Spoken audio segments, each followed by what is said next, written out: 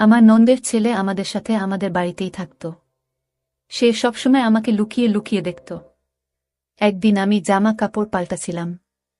হঠাৎ আমি দেখতে পেলাম যে আমার নন্দের ছেলে আমাকে আড়াল থেকে দেখছে। আমি তাকে ধরে খুব মারি। সবার সামনে তাকে মেরে বাড়ি থেকে বের করে দিই। একদিন আমি বাজার থেকে ফিরে এসে আমার মেয়ের ঘরে যাই। আর সেখানে গিয়ে আমি যা দেখি তা দেখে আমার হুঁশ উড়ে যায়। কারণ আমার মেয়ের সাথে ববিতা কাজ করার সময় একটু চোখ কান খোলা রাখবে।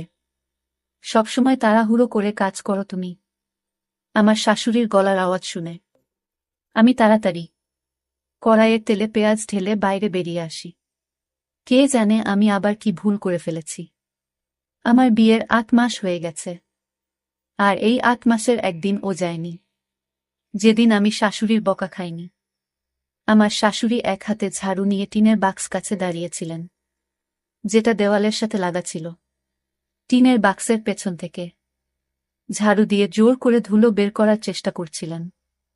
এটা ওনার রোজ দিনের কাজ, ঘরের কোনায় কোনায় গিয়ে আমার কাজের খুঁত বের করা। আমার স্বামী সবুজের আসার সময় হয়ে গেছে। সে যদি এসে তার মায়ের হাতে ঝাড়ু দেখে, তাহলে আমার কপালে দুঃখ আছে। আমি এগিয়ে গিয়ে মাকে বলি, ঝাড়ুটা আমাকে দিন মা, আমি ধুলো বের করছি। শাশুড়ি মা মুখটা বেজার করে আমার হাতে ঝাড়ুটা ধরিয়ে দেন আর বলেন, যখন আমার মেয়ে ঘর পরিষ্কার করত তখন পুরো বাড়ি চকচক করত। সে শ্বশুর বাড়ি চলে যাওয়ার পর থেকে বাড়ির চমকটাই নষ্ট হয়ে গেছে। উনার কথা শুনে আমার খারাপ লাগে। আমি সারাদিন ধরে বাড়ির কাজ করতাম, কিন্তু কিছুতেই উনার মেয়ের মতন কাজ করতে পারতাম না। অনেক কষ্টে আমি কোণা থেকে না দেখতে পাওয়া ধুলো বের করে যখন রান্নাঘরে যাই, তখন দেখি সব পেঁয়াজ পুড়ে কালো হয়ে গেছে। আমি বুঝতে পারছিলাম না আমি কি করব। বাড়িতে আর পেঁয়াজ নেই।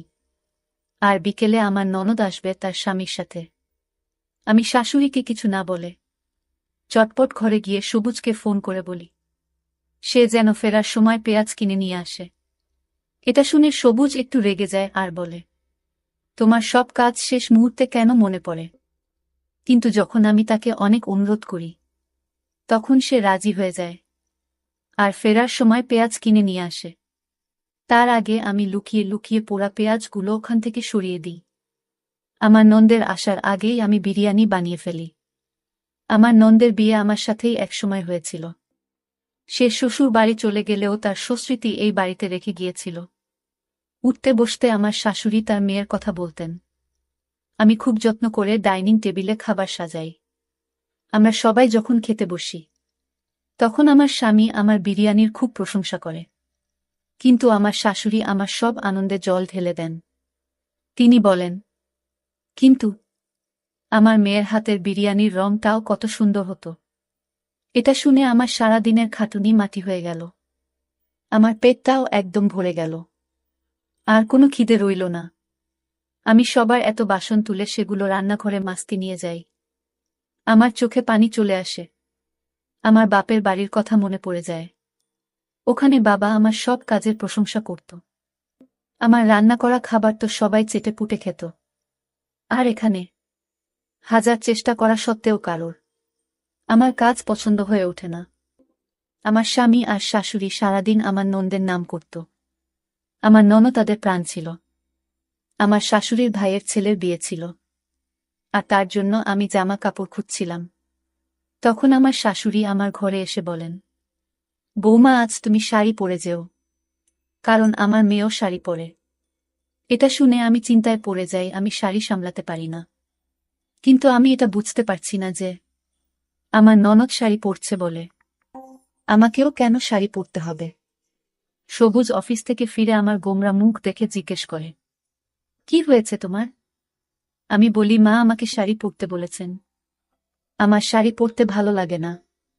হাজার চেষ্টা করে পুরো শরীর ঢাকা সত্ত্বেও আমার মনে হয় যে আমার চেহারাটা পুরো ঢাকা পড়ে না।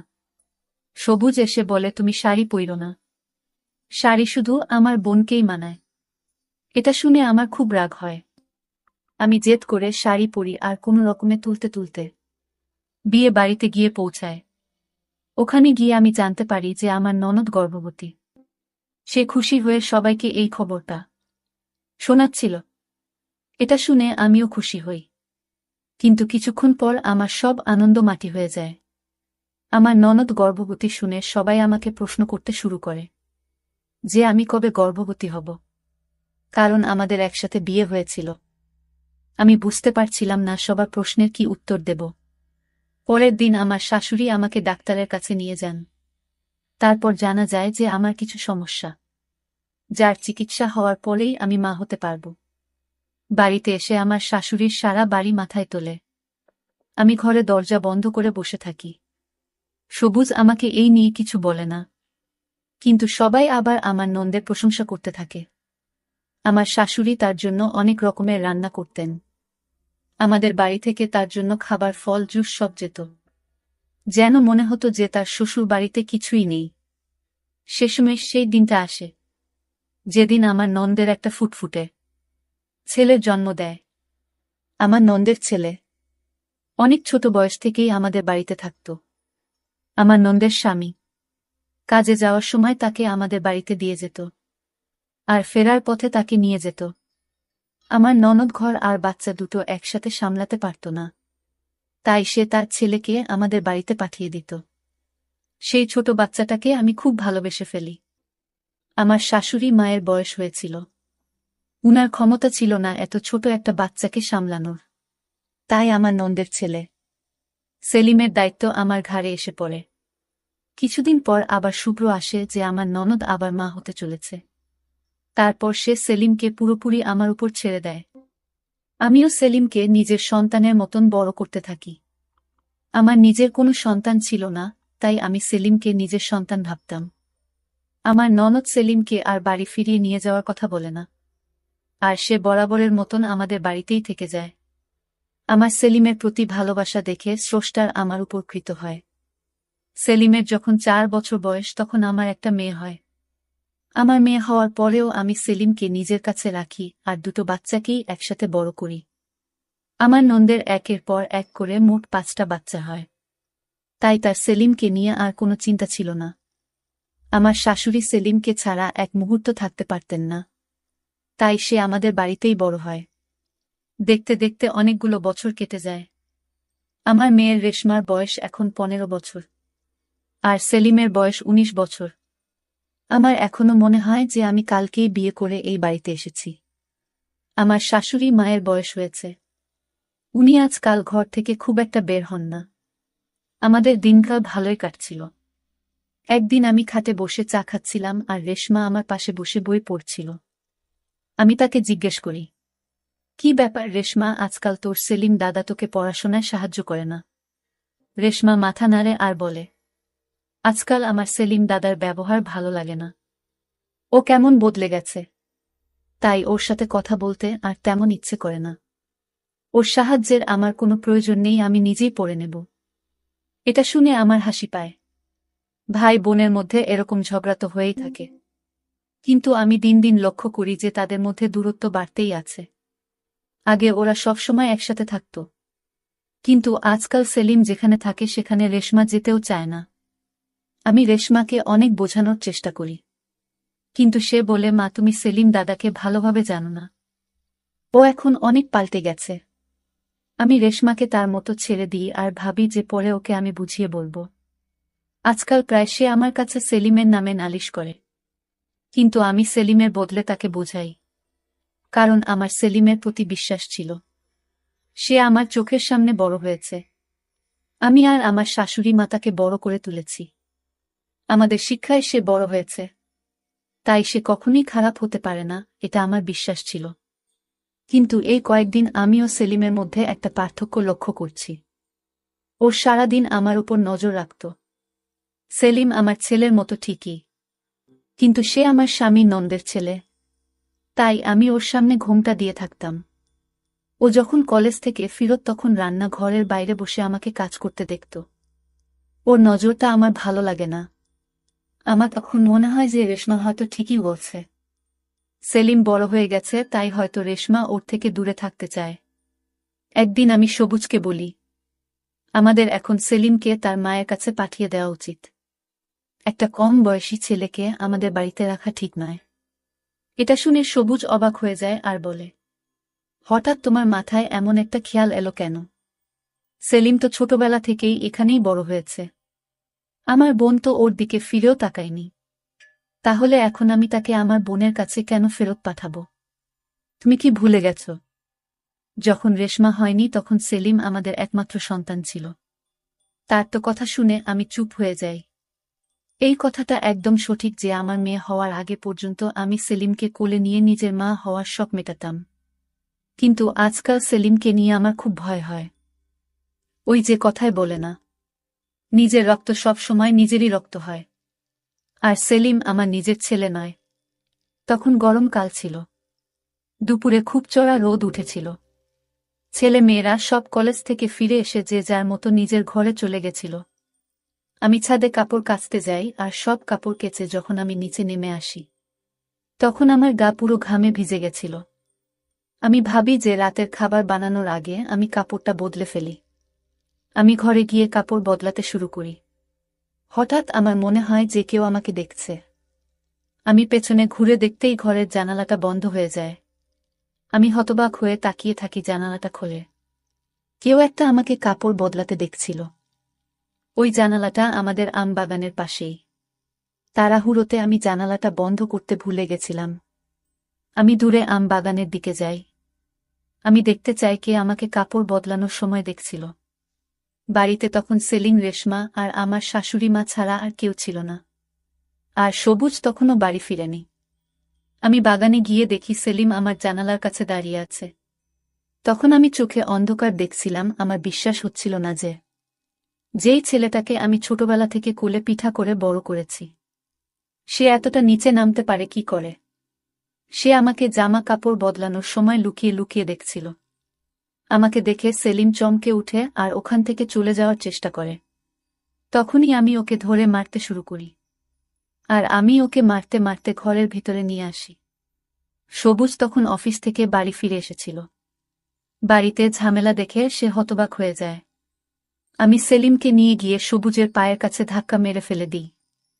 আর সবুজকে বলি, জিজ্ঞেস করো তোমার আদরের বোনের ছেলেকে, সে আমার ঘরের জানালার বাইরে কি করছিল? সবুজ বলে, ববিতা তুমি শান্ত হও, এত চেঁচামেচি করার কি আছে? আমি রেগে বলি, তোমার বোনের ছেলে তো আজ তার সব সীমা ছাড়িয়ে গেছে।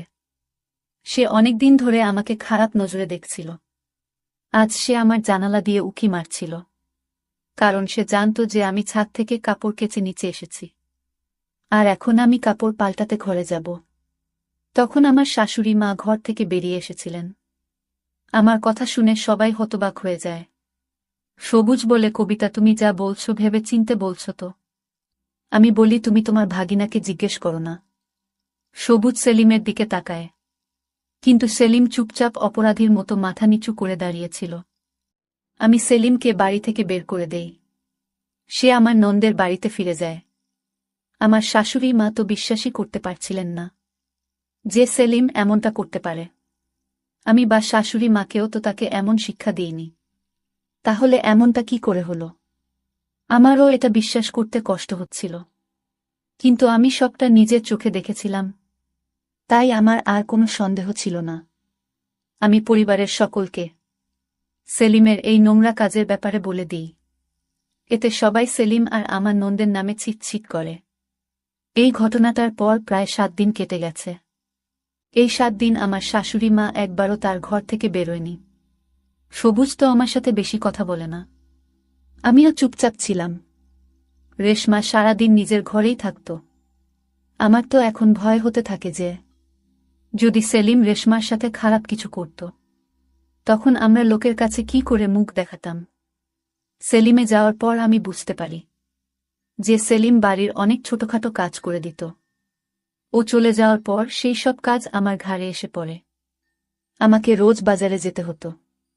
সবুজ সারাদিন অফিসে থাকত আর সে অনেক বেলা করে ফিরত। তাই কিছু কেনার দরকার হলে আমাকে বাজারে যেতে হতো। একদিন দুপুরে খুব চড়া রোদে আমাকে বাজারে যেতে হয়। আমি কয়েকটা কেনাকাটা করে তাড়াতাড়ি বাড়ি ফিরে আসি। বাড়ি এসে আমি প্রথমে রেশমার ঘরে গিয়ে তার পছন্দের কেকটা দিয়ে আসি। সেই ঘরে পড়াশোনা করছিল। আমি তার জন্য তার পছন্দের কেকের দোকান থেকে কেক আর চকলেট কিনে এনেছি। রেশমা তখন তার ঘরে লেখাপড়া করছিল। তারপর যে আমি রেশমার ঘরে গিয়ে দরজাটা খুলি, অমনি আমার আত্মা কেঁপে উঠে। আমার মেয়ে একটা ছেলের সাথে বিছানায় শুয়েছিল। রেশমা হয়তো ভেবেছিল আমার বাজার থেকে ফিরতে দেরি হবে। তখন আমাকে দেখে তার চেহারার রং পাল্টে যায়। তার পাশে শুয়ে থাকা ছেলেটা দ্রুত করে ওঠে, ঘরের জানালা দিয়ে পালিয়ে যায়। আমি তার পিছু নিয়ে আম বাগানে যাই, কিন্তু সে পেছনে দরজা দিয়ে পালিয়ে যায়। সে এত তাড়াতাড়ি পালায় যেন মনে হয় এটা তার প্রতিদিনের অভ্যাস। আমি হতাশ হয়ে বাগানে বসে পড়ি। রেশমা আমার জন্য জল নিয়ে আসে, কিন্তু আমি জলের গ্লাসটা মাটিতে ফেলে ভেঙে ফেলি। আমি রেশমার চুলের মুঠি ধরে বলি, সত্যি করে বল, এসব কতদিন ধরে চলছে? ওই ছেলেটা কে ছিল যে দুপুর বেলা তোর ঘরে ঢুকেছিল? রেশমা ভয়ে কেঁদে ফেলে, কিন্তু আমি বলি, আজ আমার হাত থেকে তুমি কিছুতেই বাঁচতে পারবে না। রেশমা কাঁদতে কাঁদতে বলে, এই ছেলেটা আমার সাথে কলেজে পড়ে। আমি ওকে খুব পছন্দ করি, কিন্তু সেলিমের ওকে পছন্দ ছিল না। সেলিম চাইতো না আমি ওর সাথে মেলামেশা করি, কারণ ওর মনে হতো ও খারাপ ছেলে। রেশমা আরও বলে যে সেলিম রেশমাকে ওই ছেলেটার সাথে মেলামেশা করতে বারণ করত, আর এই কারণেই ওদের মধ্যে দূরত্ব বেড়েছিল। রেশমার পছন্দ ছিল না সেলিম তাকে কোনো কাজে বাধা দিক, আর সেলিম রেশমাকে ভুল পথে যেতে দিতে চায়নি। সেলিম আমাকে রেশমার ব্যাপারে অনেকবার জানাতে চেষ্টা করেছিল, তাই সে আমার আশেপাশে ঘুরত, কিন্তু তার সাহস হয়ে ওঠেনি। এই কথাটা আমাকে মুখ ফুটে বলায় রেশমা সেলিমের বিরুদ্ধে আমার কান ভাঙাত, ওর নামে খারাপ কথা বলত। তাই আমি সেলিমের নজরের খারাপ অর্থ বের করেছিলাম, কিন্তু সেলিম আসলে আমাকে রেশমার ব্যাপারে বলতে চেয়েছিল।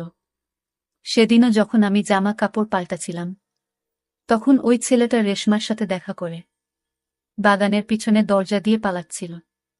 তার নজর যখন আমার জানালার দিকে পড়ে, তখন সে সেখানে এসে আমার ঘরের জানালা দিয়ে উঁকি মারে। সে লুকিয়ে লুকিয়ে আমাকে দেখছিল।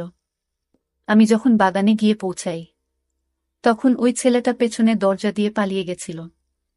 সেলিম বুঝতে পেরেছিল যে সে বাগানে আছে, তাই সে তাকে ধরার জন্য বাগানে গেছিল।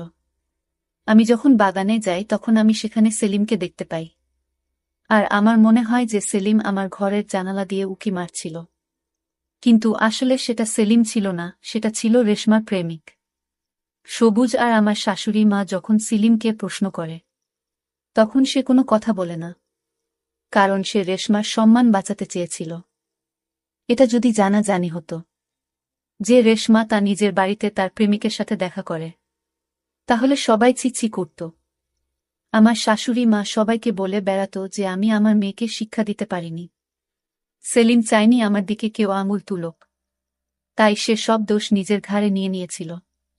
রেশমার সবটা জেনেও চুপ করেছিল, সে কাউকে সত্যিটা বলেনি। রেশমার কথা শুনে আমার হুঁশ উড়ে যায়। আমি না জেনে অনেক বড় ভুল করে ফেলেছি। আমি যাকে দোষী ভেবেছিলাম, সে আসলে আমার বাড়ির সম্মানের কথা ভেবে এত কিছু সহ্য করেছে। আমাকে এখন যে করেই হোক ভুলটা শুধরে নিতে হবে। আমি তখনই আমার ননদের বাড়িতে চলে যাই। সেখানে গিয়ে সেলিমের কাছে হাত জোড় করে ক্ষমা চাই। সেলিম আমাকে জড়িয়ে ধরে বলে, মামি, তোমার ক্ষমা চাওয়ার কোনো প্রয়োজন নেই। আমি তোমাকে খুব ভালোবাসি, তোমার জন্য আমি সবকিছু করতে পারি। আজ সেলিম প্রমাণ করে দিল যে ভালোবাসার সম্পর্ক রক্তের সম্পর্কের থেকে অনেক বড় হয়। আমি বাড়ি ফিরে সবুজ আর আমার শাশুড়ি মাকে সবটা খুলে বলি। আমি সেলিমের সাথে অন্যায় করেছি, তাই তারা আমাকে যে শাস্তি দেবে আমি মাথা পেতে নেব।